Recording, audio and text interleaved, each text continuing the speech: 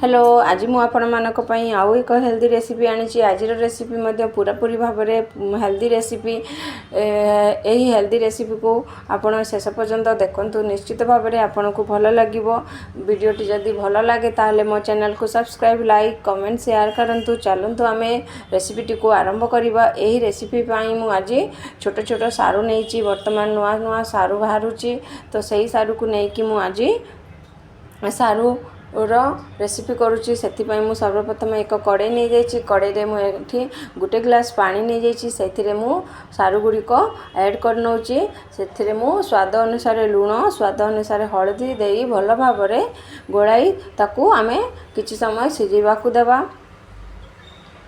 किंतु एठी ध्यान दे मन रखंतु कि सारूटी को बेसी अत्यधिक सिझाइबा नहीं 50 ରୁ 60% सिझाइबा दर सिझा सिझाइबा बेसी सिझिले रेसिपीटी भल हेबो नहीं। चलतु मु एठी देखे नउची सारू केते आपण सिझाइबे 50 ରୁ 60 दर सिझा हेले जाइकी हमर रेसिपीटी भल हेबो। देखंतु मु एबे कट करिकी देखे नउची एतिकी हमर सिझिबा दरकार अत्यधिक सिझिले रेसिपी भल हेबो नहीं। वर्तमान आमे सारूटी को गोटे एक प्लेट को काढ़ी नबा प्लेट को काढ़ी नहीं आमे ठंडा करबा को छाड़ी नबा ठंडा करी से सारू रे आमे चुपा गुड़िक छड़ाई नबा।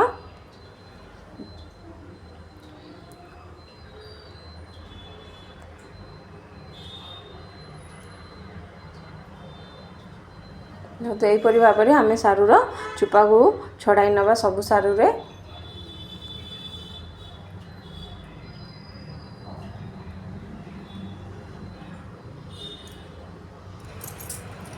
देखो मु सारूर चोपा सब छड़े नहीं बर्तमान आम से सारू रे हाफ हाफ करके कट कर नवा सबू सारू रे आम कट लगाई नवा।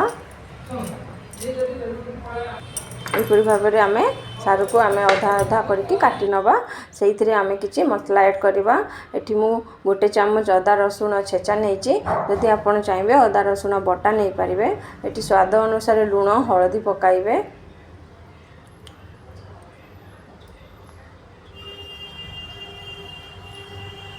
एटी मु काश्मीरी लंका गुंड नहीं चिली फ्लेक्स नहीं चिली फ्लेक्स आपण राग कम बेसी करि पारिबे। एटी धनिया गुंड नहीं गोटे चामच नहीं गरम मसला एटी मु हाफ चामच नहीं। वर्तमान एथिरे बाइंडिंग लगी मुझे कॉर्नफ्लोर नहीं कॉर्नफ्लोर गोटे बड़ चामच ऐड करी आपण सारू को देखिकी आपण ऐड करेंगे। वर्तमान आम चामच भल भाव गोलाई नहीं हाथ में आम भल भाव मैश कर नवा मिसाई नवा।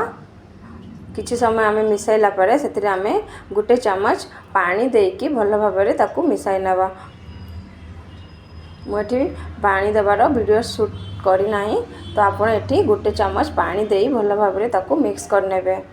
देखो यहीपरि हो गोटे चामच पानी मिसाइला परे वर्तमान आम एक कड़ई को कड़ई तेल पकाइबा तेल गरम होला परे सेतिरे मु जीरा कच्चा लंका कटा प्याज पकाई भाजी नउची। तेलटी भल भाव गरम हेलानी सेतिरे मु एबे गोटे कच्चा लंका पकाइबे आपण कम बेसी एठी करि परिबे। गोटे चामच जीरा नैची एवं कटा पियाज पकई कटा पियाज आपण गोटे किंबा दुईटी भी आपण पकई पारिबे आपण इच्छा अनुसार। एठी मु जे पियाज टी को भल भाव पकई भल भाव भाजी नउची पियाज टी अल्प लाल हो आसले आम से जो मैरिनेशन करी सारू रखी थिले से सारू को आम एथिरे ऐड कर नवा। देखो वर्तमान आम सारू को ऐड कर नवा सारू को ऐड करी भल भाव गोलाई नहीं गैस टी कम कर नहीं आम 5 ରୁ 10-15 मिनिट पर्यंत सारू को कुरकुरा हेबा तक आम भाजी नवा। ये गैस टी को बढ़ाइबे नहीं आंच बढ़ाइले आमर सारूटी पुड़ी जीवो। कम आंच रे भाजिले आमर सारूटी भी भल टेस्ट आसीबो स्वाद आसीबो। एहीपरि भाव में आम 10 ରୁ 15 मिनिट पर्यंत भाजी नवा। देखो 10 ରୁ 15 मिनिट हो गलानी सारू भी भल भाव में सीझी आसलानी। देखो मु काटिकी भी देखे नउची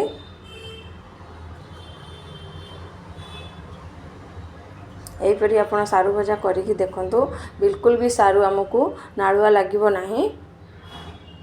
शेष में आम ए कटा धनिया पत्र पकाई भाजी नवा। वर्तमान आम एक प्लेट को काढ़ी नवा। एहीपरि आपण सारू भाजिकी देखंतु निश्चित भाव में आपण मानकु बहुत भल लागिबो एवं सारू टिके भी नालुआ लागिबो नाही। वर्तमान आम प्लेट को काढ़ी नहीं चंती।